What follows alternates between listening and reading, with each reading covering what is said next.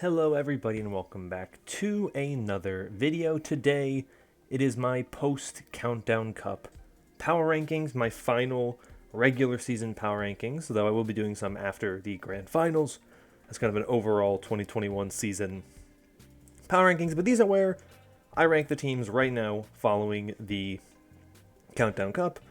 Today is part 1 of 2, so I'll be going over the teams that I have in the bottom half of the league, teams 20 through 11.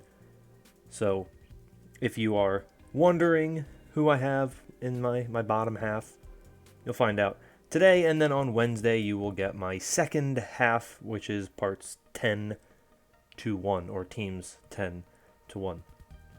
I want to give you the little disclaimer I give before all of my power ranking videos. This is, of course, my opinion. If you don't agree with it, that's perfectly fine. I don't expect everybody to agree with me, but understand that because these are my thoughts and my opinions, that I will give my reasoning and all that type of stuff. And I am welcome and open to any type of discussion in the comments about your own rankings, why you agree or disagree with mine, anything like that. I always love to hear from you on those things. I also want to say that I am going to kind of base these on more recent results more heavily, but I'm going to consider all the results throughout the season. So how good a team has looked recently is more important than how good a team looked in May. But how they looked in May does factor in to some degree. So with those two things out of the way, let's jump in and let's get started with the power rankings.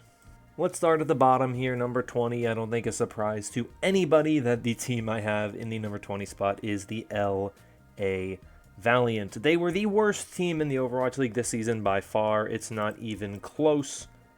They won a whopping 2 maps all season.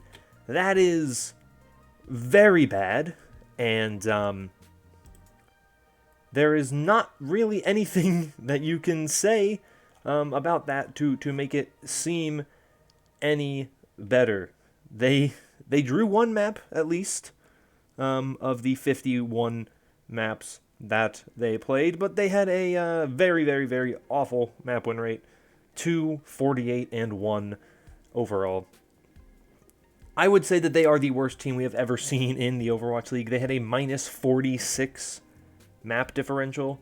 I mean, that's really bad, and I think that it really is such a terrible, terrible, terrible team that we saw here.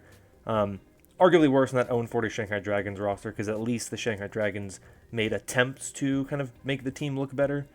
This team did not. This team was just bad from top to bottom. And so if you ask me, the LA Valiant are the worst team from the 2021 season, and arguably the worst team we have ever seen in the Overwatch League. And so that is where they are on this power ranking. Moving on to number 19, I have the Vancouver Titans. One of 2 teams that were 1 win this season, but of course, when you lose to the other team that had 1 win, you end up below them. These 2 teams are super close, the Vancouver Titans and London Spitfire. I only gave the edge to the London Spitfire because they beat the Titans. And I know someone's going to say, well, the Titans beat a better team than the London Spitfire did, and while you are right, I still think the London Spitfire were more impressive throughout the season. My problem with the Vancouver Titans really just came down to there were not really any roles where I felt confident about them, with the exception of Teru, and I think Friedwiener. I don't really think their support line looked good all season. I think that Shredlock to Chongsik was I actually think it was a bit of an upgrade, but it took a while for that upgrade to really kind of sink in. I don't think Linkser or Dalton were particularly impressive, and so for me, this is a team that really just had so little star power and so little things go their way, and so few matches obviously went their way, only winning 1. They just never really looked like they had it together. I'm honestly surprised that they were able to get a win over a team that wasn't the London Spitfire. They're winning against the Uprising. I mean, the Uprising were so bad in the Countdown Cup that you kind of would expect a win from some of these teams potentially. This Titans team was just bad. I think that this is a team that's going to blow up their entire roster after this season. There's a couple pieces I can maybe see them holding on to, but for the most part, I think this roster is going to be completely blown up.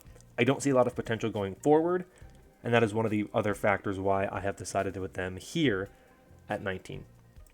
And moving right along to 18, I have the London Spitfire, the other one-win team from the season. I think the Spitfire were the more impressive team than the Vancouver Titans. It wasn't by much. Obviously, it took the Spitfire until literally the final game of the season for them to get their first win. It was a win against Vancouver. It isn't something that you're very proud of. But I think the London Spitfire took a risk in the offseason. They felt confident that the British Hurricane team could find success. It didn't work out the way that they had hoped. And so, unfortunately for them, they were not able to find a lot of wins. But I look at players like Shax and Sparker, and I see a ton of potential going forward. And I think even with Blase in there as well, they have a core they can build this roster around.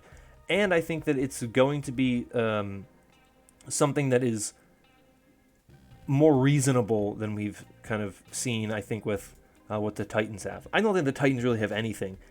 And what they do have, you have Teru, who's a Korean player, you have Friedwiener, who's a Western player, right? Like, where do you build from there? Do you decide to go all Korean again?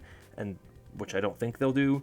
Do you keep trying to do this mixed roster? There's a lot more questions there. With the Spitfire, I feel more confident in what they have. They have the European core. They've seen what Paris have been able to do, how their scouting was super successful in finding really good players. Now that London has the same resources to do that. They have, I think, a stronger starting point. They beat the Titans. I think they were more impressive at times throughout the season. They had a lot closer series throughout the season. They almost beat the Shock.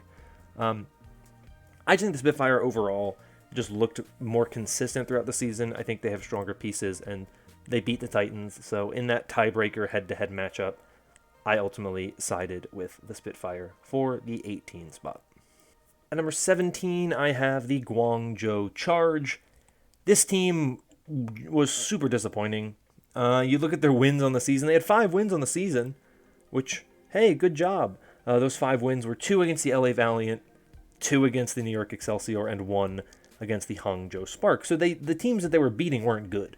They didn't have a single win against a team that was 500 or better. The NYXL series, I know the first one I think was pretty one-sided, but the second one they played was a 5-mapper. I think the Hangzhou Spark win was pretty close. Guangzhou didn't really beat anybody good, and they never really looked very strong. And without those wins against the LA Valiant, they probably don't win 5 matches, right? I don't think they were very impressive throughout the season.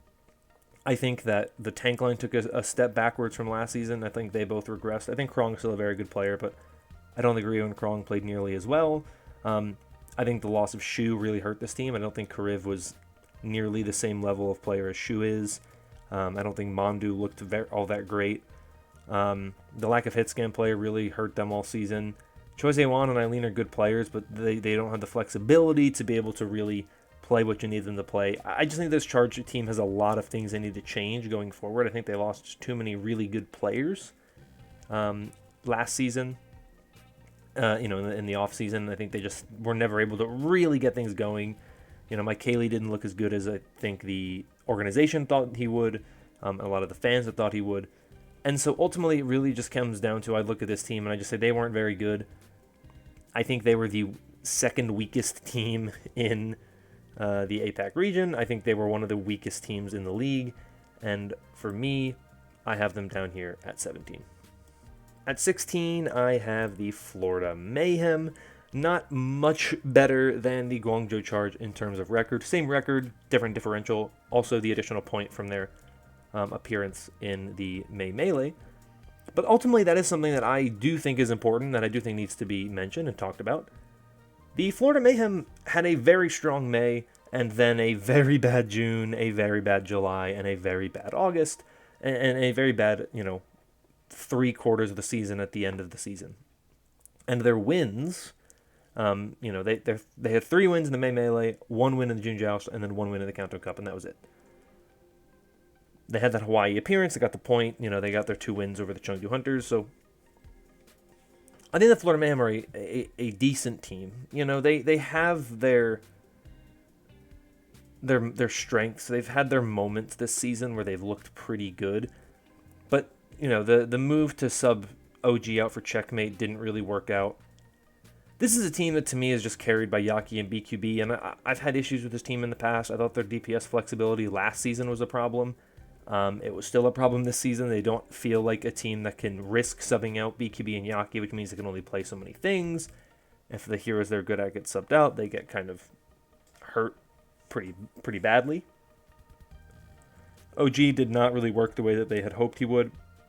I think a lot of what success we saw from them in the past came down to the consistency of Fate. Losing Fate was pretty bad. I think Slime was an improvement over Chris, but I just think that the rest of the team just wasn't really able to get things going. I think that they are a team that suffered too much from the small roster syndrome, where they didn't get enough of the players they needed. They didn't get enough of the talent they needed, and it just ended up hurting their roster more than it helped their roster. They showed potential at times, but that late season was too much to overcome. It wasn't very good from them, and so I have them here at 16. At number 15, I have the Boston Uprising. I was not impressed with the Boston Uprising at the end of the season, especially. They just did not look very good. Come the end of the season, they went 1-3 in their last tournament. 2 of those games should have been incredibly winnable.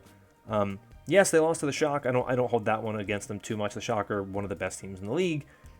They beat the Paris Eternal, which is a game that I think that you would have favored Paris, but after they had beaten Paris and lost to the Shock, this team should have gone 3-1, and then they lost to Vancouver and the Florida Mayhem.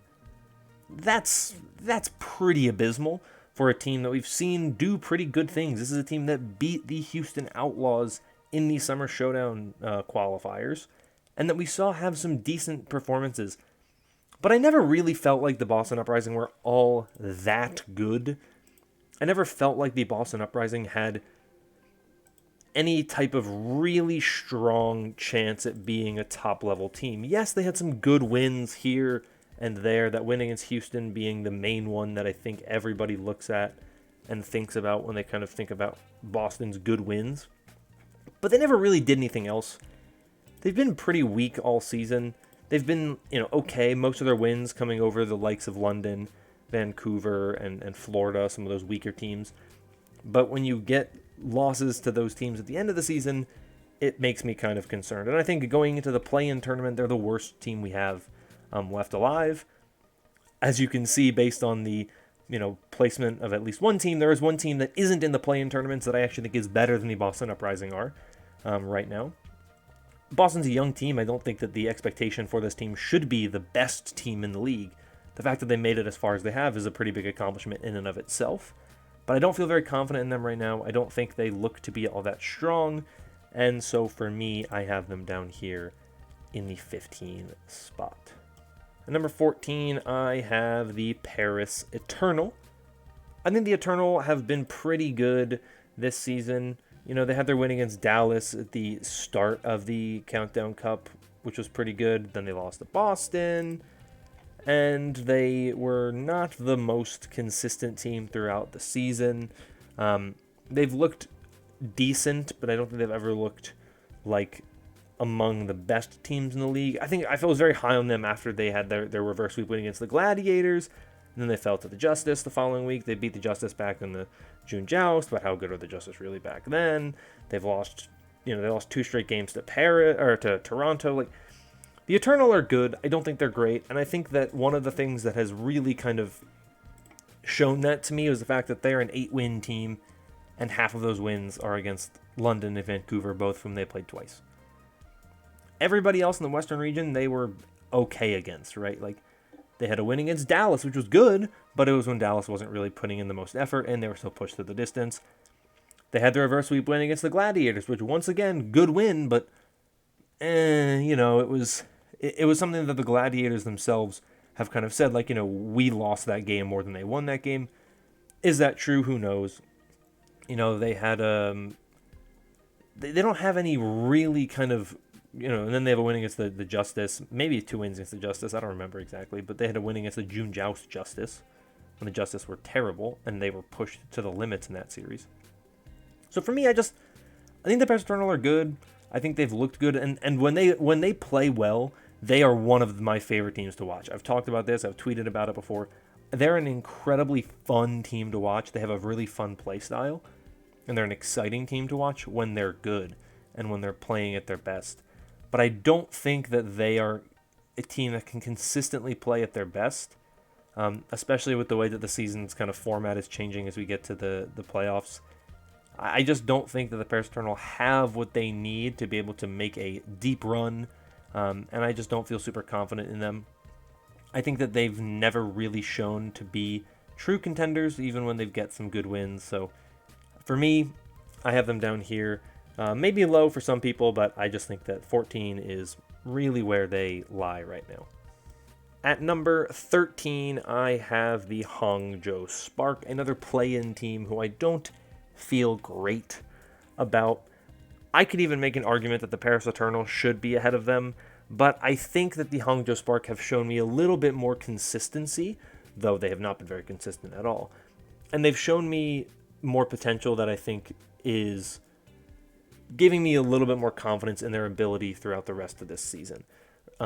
It's just the play-ins left, but we've seen some really big plays from the likes of Shai and the likes of Gushui, who I think are the two best players in this team. Obviously, we had the recent release of MCD, which I think hurts this team. They have to shift now to they're most likely going to be running their Chinese backline, running Mika and Coldest, which I actually think may be better for this team overall. But the main reason why I have them ahead of Paris is just because I think the Spark have actually shown me better results against better teams. June, they were very, very good before falling to the NYXL in the regional knockout games, which gave New York a ticket to the actual Junjiao's tournament. They didn't really do anything there, but the Hangzhou Spark, I think, have shown a little bit more to me, and I just think they look stronger as a whole. I think they have more talent on this roster than Paris does. I think that they are not a well-coached team, unfortunately. I think that's one of the biggest issues. They've had too many coaching changes, too much coaching turmoil that I think has hurt this roster a lot. And I think it's where they look the weakest. They don't look like a team that has a really strong coaching staff. But I think that ultimately their success comes from their really great DPS players. Architect hasn't looked as strong this season, but we've seen a lot from Shai. Shai still looks very good. And Architect still looks like a very good player as well whenever he can kind of play some of his best heroes.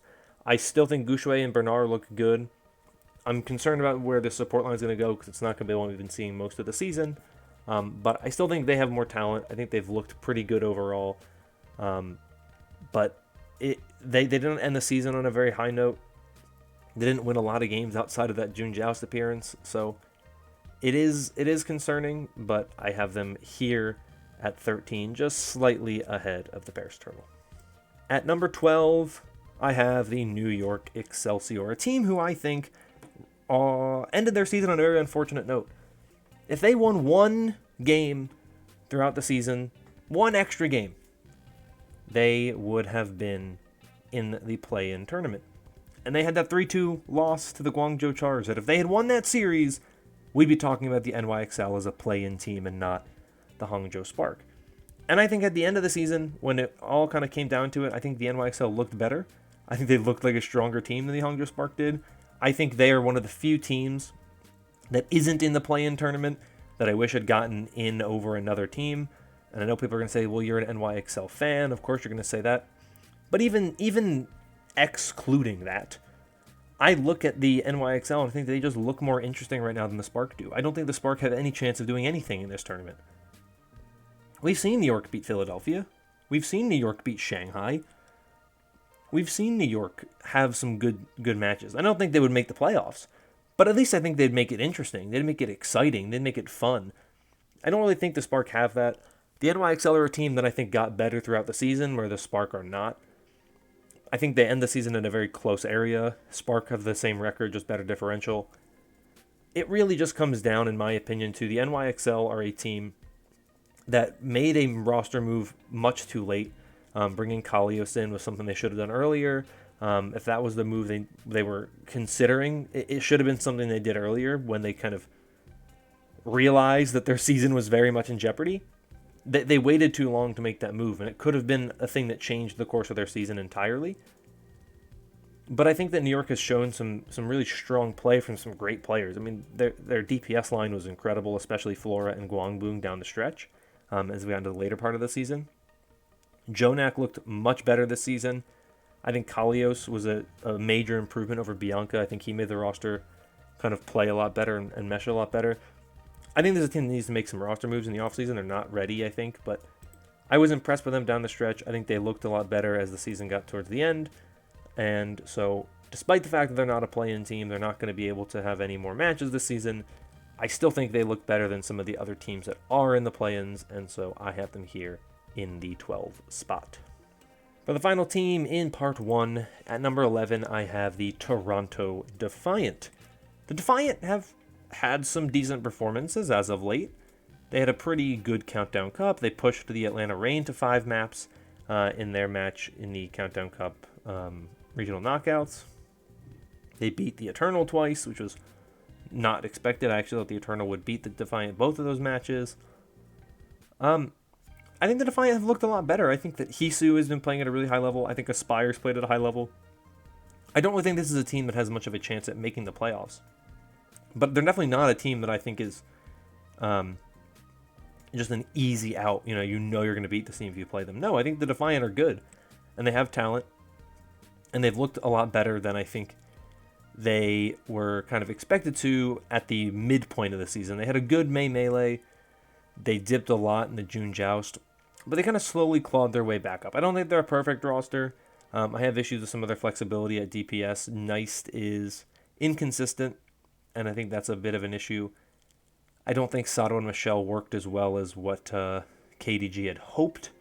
And their support line, last year looked really good. Ansun J, I never really felt like did much of anything. So I feel like this is a team that has potential, but needs to make a couple moves to kind of really fully realize that potential. But I still think they're a solid roster. I think that they are better than a lot of the other teams in the league. I think, yes, they're technically in the bottom half of the league, but I think they are in that upper echelon of that area. And I think that they look better than some of the other teams around them. I think they are a serious team that you can't just kind of ignore going forward. But I don't think they're a team that really is a serious threat as we go into the playoffs. But they're not a team that I think will just roll over. They'll push you. And if you're not careful, they can beat you. But ultimately, I don't think they have the strength to make a run at the title. So that is it for part 1 of my power rankings for the 2021 Post-Countdown Cup. Wednesday, you'll get part 2. I'll go through 10 to 1. But if you have any thoughts on my ranking from today, let me know in the comments down below. I'd like to have a discussion with you about it. But that is all for me for today. If you enjoyed this video and want more like it in the future, consider liking and subscribing for more content like this. But that is all for me for today. I hope you're all staying safe and staying healthy. And until next time, bye-bye.